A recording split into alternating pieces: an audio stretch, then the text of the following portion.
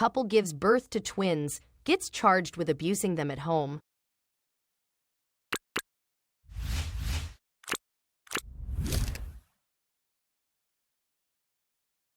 For the entirety of 3 months, since the day the twins were first born, they haven't seen the light of the sun. The kids' parents, 19-year-old Jordan Lanie Swenson and 20-year-old Marion Austin Dycus, haven't taken their newborn kids outside, not even to meet their family and friends, or for casual walks to get them the vitamin D and air breeze they need. The reason why the young couple hasn't done so was that they have been busy inside doing other things, which others should have noticed before it was too late. Almost 3 months from the day the twins were born, their parents finally had the spirit to bring them out of their home. Unlike what most would think, however, it wasn't for a walk or a family visit, but rather a trip back to the hospital after things had gone horribly wrong.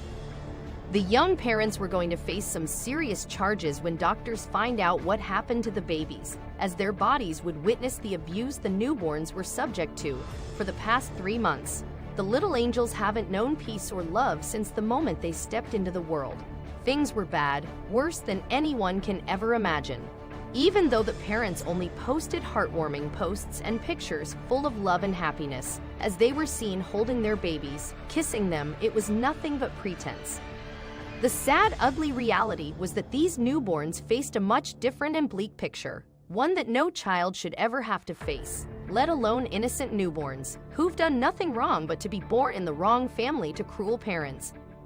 According to the arrest warrants of the monstrous parents in which the mistreatment and abuse the newborns were subject to were detailed, the innocent babies went through a lot of trauma that babies their age don't normally survive.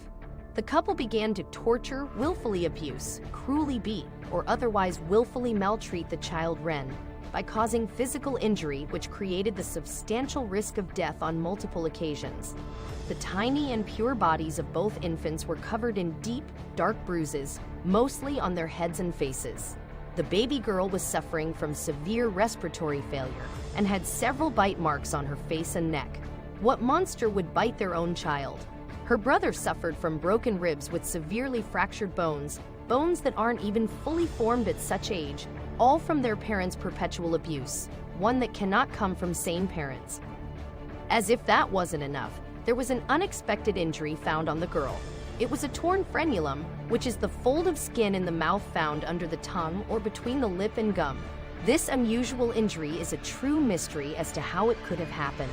One possibility is that it could have been caused by excessive screaming and prolonged crying throughout the abuse, as the infant girl endured one beating after another. When the children were taken to the hospital, when the parents saw that they would die if left with no medical attention, the medical staff was shocked, to say the least, by what they discovered and witnessed. Doctors and nurses were in utmost shock when they saw the bite mark on the little girl's face, especially since she was also suffering from severe respiratory distress. Meanwhile, her little brother was discovered to have multiple fractured ribs, according to medical reports. Both infants had heavy bruising on their heads and faces, and some marks even extended to the neck. In addition to that, the infant girl had the torn frenulum, described above.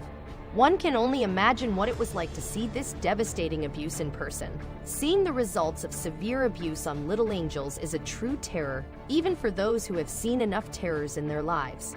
It goes without saying, of course, the hospital staff did their duty and reported the depraved couple who had been disgustingly abusing their newborn twins for absolutely no reason. Why would they keep their children if they didn't want them so bad? Or was it only to satisfy a sick desire that was only fulfilled when they tortured their own flesh and bone? Jordan Swenson and Marion Dycus, the criminal parents who almost caused the death of both their children, were taken into custody after the hospital called the appropriate authorities to report the extent of the children's conditions. They were each booked and held on $1 million bonds, and if found guilty of what they are accused of, they better never see the light of day again.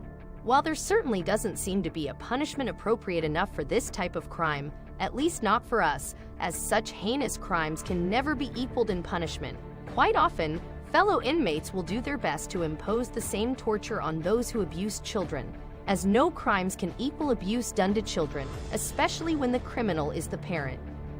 We certainly hope they get what both of them deserve while they're serving their sentences. While trapped in a jail cell with no way out of the nightmare they'll be living in, these two could very likely find themselves living in the same hell that they put their innocent children through. If you don't want children, just don't have them. They could have put them up for adoption after they're born if they were obliged to carry through with the pregnancy.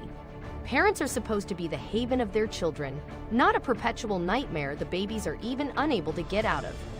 We hope they get the treatment they deserve, and what we hope for the most is for the sweet, innocent babies to regain their health soon enough and find a welcoming, warm home that would make them forget the atrocities they've been through since they first set foot in the world.